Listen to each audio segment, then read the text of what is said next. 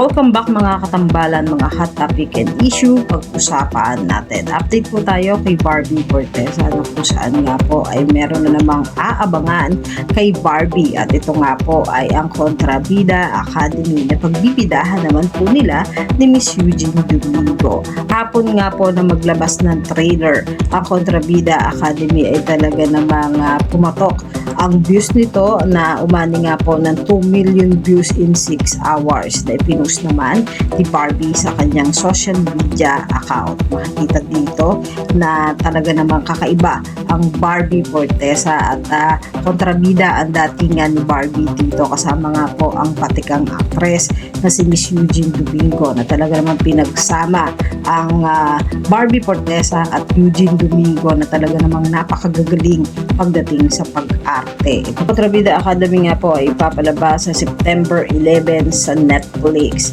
At sa post naman, itong si Barbie Fortesa ngayon ay nag-feature nga po ito na may hawak na tasa at may caption po na Kontrabida Academy.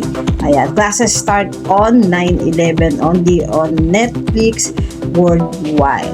Talaga namang napakaganda nitong si Barbie Fortesa sa kanyang post sa kanyang social media account.